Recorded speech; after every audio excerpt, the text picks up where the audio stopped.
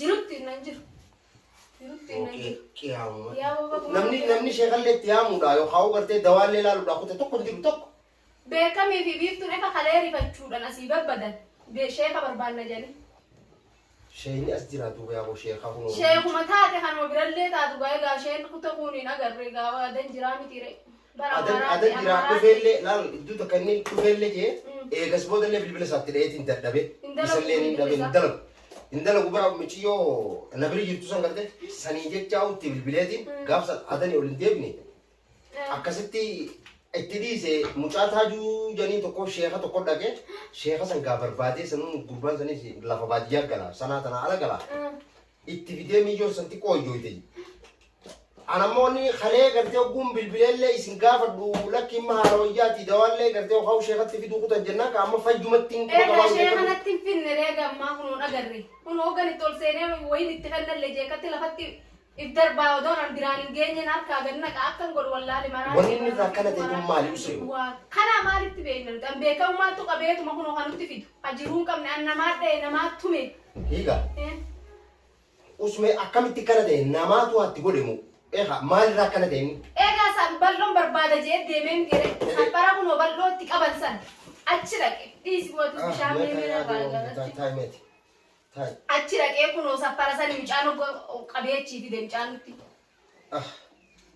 Dhaqee muutiin achitti waan tuqaniin tuqan rabbi isaa naa tuqu meemee akkamiin godhaa akkam goona meemee ashee kan agarre. Mee bara malumaa wallaalee yaa wardaa teenya akkuma keessa jiru bardeen gadda gololcha. Halkallee ilmaan kana hojii haa ilmaan kun yoo ol seenee argee ni maraata ilmaan kun maal ta'e jan abbaan keenyaa rabbiin akkamiin taa'ame. Anuma dhibdee yaa wardaa teenya mee duuba akkam godhii jettame. Mega sheekumooti barbaanne waan taanii gaa atillee noo haa beekte gaa. Laal ayata gartee namni waa si godhe nama waa namarraa hiikuu beekuu jiru. Quraana qaraateedhaaf namaa hundi namarraa hiiku. Irrumaa hin beeku sheekan hedduu magaalaa tarkaayisii nama gartee osoo kaameeraa duratti illee ta'in gaa nama lafa qabanii gartee itti qara'eetuma rabbiin fayyaa godhu. Garii ha quraana akka ajaa'ibaa qara'ee waa takka itti lakkumatti qara'u gartee itti sharaftuu jira. Mee akkamiin godharee kana yaanas bar malumaa wallaalee amma biiftuu fi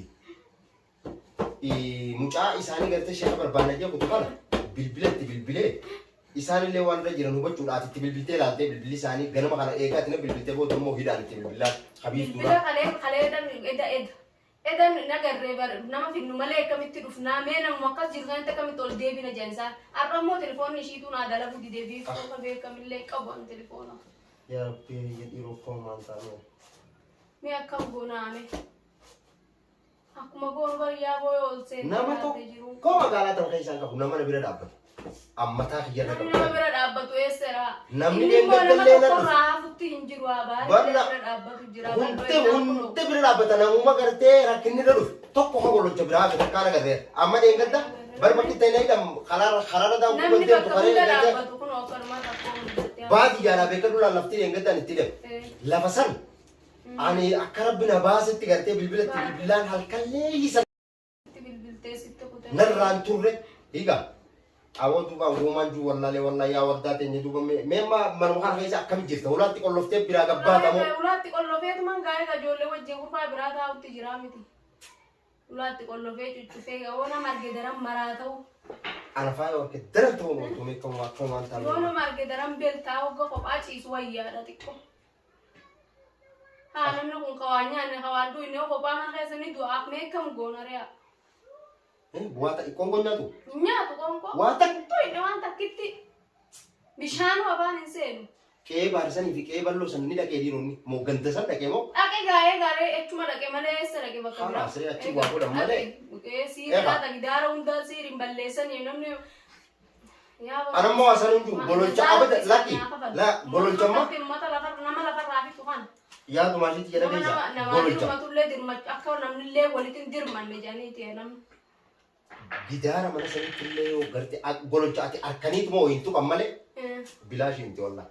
Egaa maalitti beene saamaa argee ho'iin tuqe achi dhaqee inni bal'oo barbaadu dhaqee bakka sani bakki ta'u micaan fide. Achitti ka kufee ciisee biyya keessa gangalatuun achii fide jeemcaanii qabee giddiidhaan fide sossobeeti. Haddachi lafarra ciisee hin galu. Waa'uma bal'oo taasaa bal'oo bira dhayina jee sobee fide inni nuyi. Ammallee bal'oo barbaade deemu jira. Bal'uma barbaade deemu jira egaa akkana godhan illee bal'uma jaa. Yaa olii roomalle keenya maalumatu mee makkam tahii naan jette yaa wardaate. Yaa nasruu keenyaan biifuu waraadha ilmaan kana wajjin maalitti hin beekamee akkam wayyaree karaa moofnaa eessa geessinaa biyya teenya hin taane mee biyyiin tun biyya namaati. Mee akkam taane. Yaa wardaate nyaan awwahuma asitti isin ol dachaasee wallaalee deemtanii achumaan maan galina. Yaa boo sila achumaan hin gala jeetin deeme yaa nasruu keenya garuu.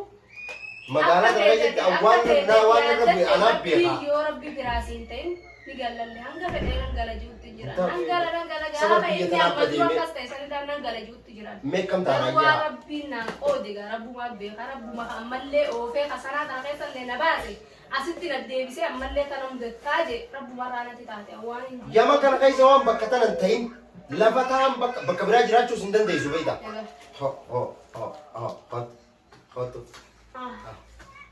Nan gala jeetu man bee akka itti galan gaa yoo rabbi bira rabbiin galin jin akka itti galtu hin jiru. Bayee kana deebisee kana hunda hundi isuma biraa natti taate. Mee yoo naannoo adan taatellee naannoo biraallee yoo taate sanaa tana keessaa fi adan san gartee yoo inni sanillee jiraattee namni keenya jiraachuu danda'a malee biitii irruutuun biyya namaati.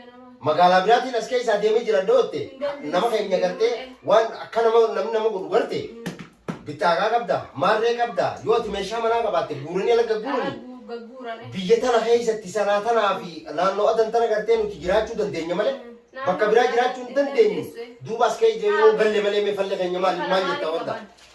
Kottu mee ati galti sunis yoo kottu baaba. Kottu. Yoo rabbi biraa taate malee galti sunis yaana sun. Kottu mee. Rabbuma kiyyaa galallee naan fedhini inshaallah rabbi suma naa fayyisu.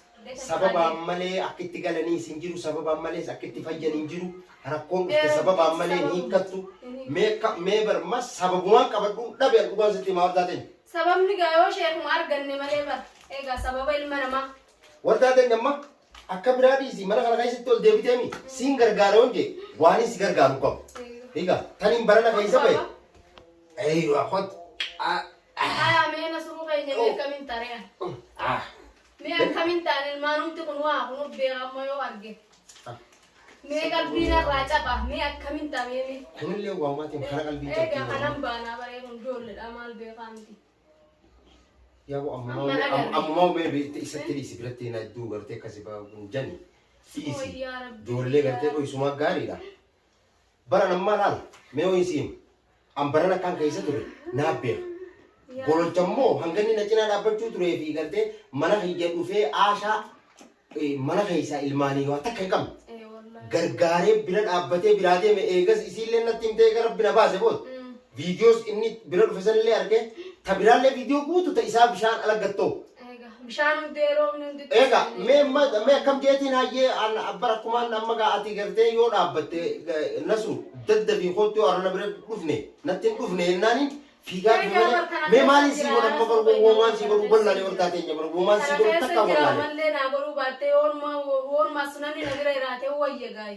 Kophaati jarra jeetuma bannamuun agarree ijoollee sadii. Yoomuma ulaa kana cabsee naa dhagaa. Tasi biraa deemu hin deemu ulaa kanallee dhugaadha amma asa ijoolluma tanaa beeka amma sinaa argee. Hin agarsiifnee ure. Hin agarsiifne. Hapha kana hin agarsiisin. Booda yoo dhahee waan taane yoo maalitti hin beekan akkuma uumama wallaalee. Suma wayii waayi. Annan dhiisu. Anoo kan arginu yoo natti yoo waan akka narraa fudhatu bishaanillee yoo itti qabe ganna na reeboo. Yaa Rabbi fiyyaaboo. Annan dhiisu akkuma uumama Yaa Rabbi yaa Rabbummaan biyya tana keessa akka godhe Rabbi biyya teenya nu agalchu. An awwaaliin akka biyya tanaa jibbe takka hin qabu. Namni maallaqa harkaa qabaannaan achi deemee Suudaanii bira. Achi deemnaan achi dhaqee Suudaanii bira. Egaa amma tokkoffaa duraa godhachu waan biraa takka ittiin godhamne beekan. Ballo Janiis borumtichi dhaqee achi dhaabbate. Nasru Janii achi dhaqee dhaabbate. Baarii Janii achi dhaqee dhaabbate. Abalu Janii achi dhaqee dhaabbate. Sanumaa ka'ee kana ka bakka hunda ta'ee wanni ijoolleen wanni jarjaraa bakka hunda fiigee dura dhaabbate. Mee kana malee maalitti qaba waan itti kana qabamu. Higa. Wayii irraa qabamu wanni isa kana godhaniif maal jettame? Namni nurraa qabu hin jiru. Namni mee maali jecha akkana godhan egaa tanumaa fi malee. An jireenyu kana kana afaan wallaalee mee yoo achi deemtee ilaalte. Amma na dhagaye. Amma kurfachaa hin jiraami. Amma qabi mee okeetti ilaalaa. Yaa boolaali waan inni keessa jiru Mee ora kutti raate nuti tuqini anu mara fuana su bodan ni fiiga.